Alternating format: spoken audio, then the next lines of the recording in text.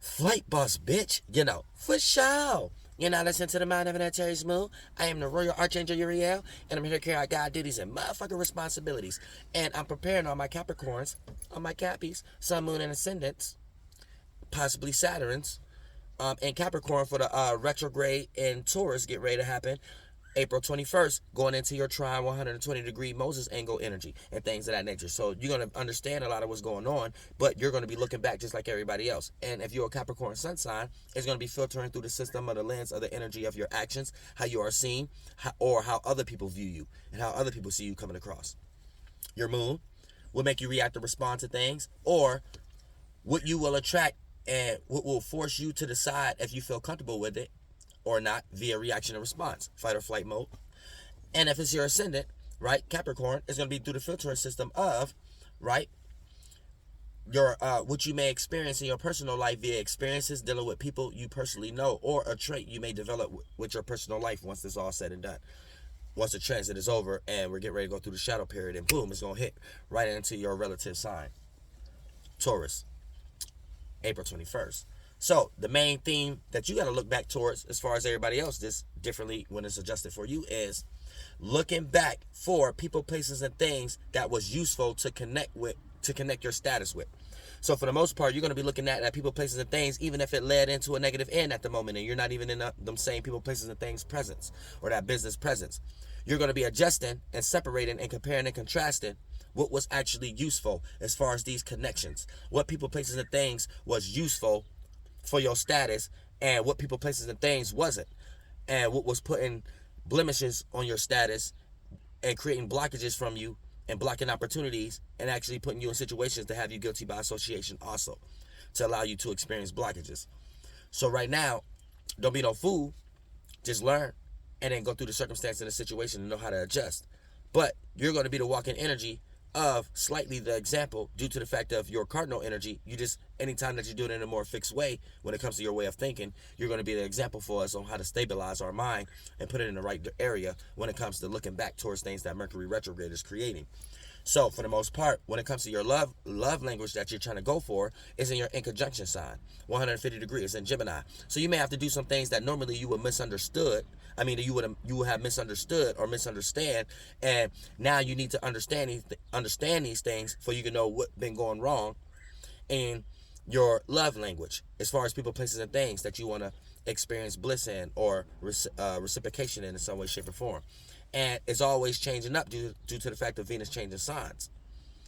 So it's in your in conjunction sign right now. So you may have to understand some things you normally misunderstand, which is communicating, analyzing, or sharing ideas with others in a mutable air way, which is mutable, being and being able to adapt to your own and other people's ways of thinking and communicating and sharing ideas, reciprocation, reciprocity. You know what I'm saying? So for the most part, a lot of times you're looking more into your comfort zone, whether it's your actions, how you view things, or how you react to respond in order, and how would make you feel before you feel vulnerable enough and open to consider via person, place, or thing, or what you're personally interested in, or what you personally like to block yourself from because you don't personally see it elsewhere in your personal life, whether it's your sun, moon, or ascendant, or if it's your Saturn, how you see reality.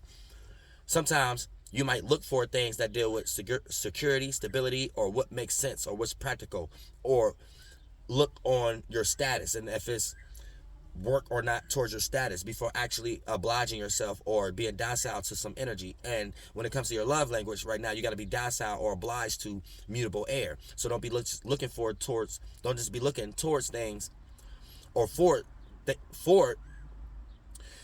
like things that deal with earth type shit as far as material stability, structure, or status. Try to look more towards communicate. That's how I was trying to say the words. Communication, thinking, analyzing, sharing ideas, saphiosexual energy, and therefore your love language will be much more in a sufficient manner for you to experience it. Mars.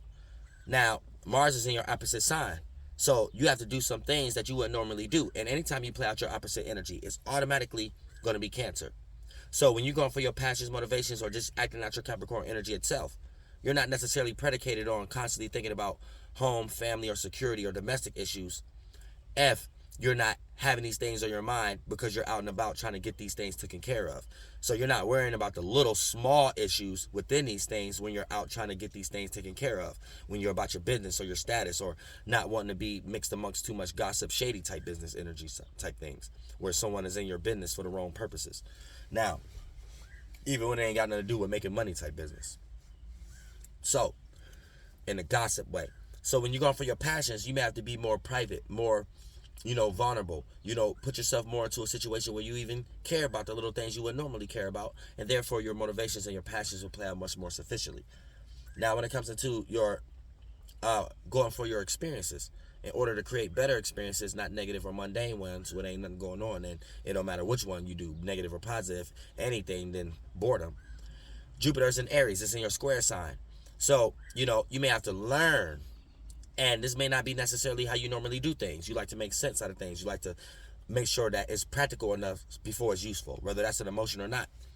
But right now, you may have to initiate a new way of seeing and feeling about something, or express a new emotion, or give birth to something new that may not necessarily make sense at the beginning of you leading in that charge for you to have better experiences, to have something that's useful, to get back into that Capricorn energy. So use your Capricorn energy for Aries energy, and when you meet that frustration and feel uncomfortable, you're doing the right thing because you're learning how to be a little bit more light and free, Aries leading, initiating way when it comes to whatever that you're trying to build as far as being a cardinal sign in the first place. So when you start to build on something, you're building on something brand new, not building on initiating something to be useful. You're building on something that's brand new, and that could become useful. And that brand new is Aries energy, and therefore your experiences will play out much more sufficiently.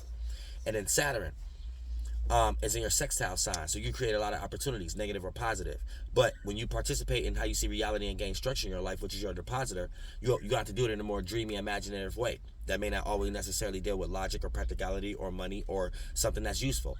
It could be an imagine or a dream that if you just go for it, things that manifest and accumulate as far as relationships, networking, or materializing that becomes useful in some way, shape, or form. So be more about the imagination that you can use other than what you can use for an imagination during this particular time, and blend those two energies in and make a perfect synastry to prepare yourself for this Mercury retrograde in your 120-degree sign Taurus, April 21st.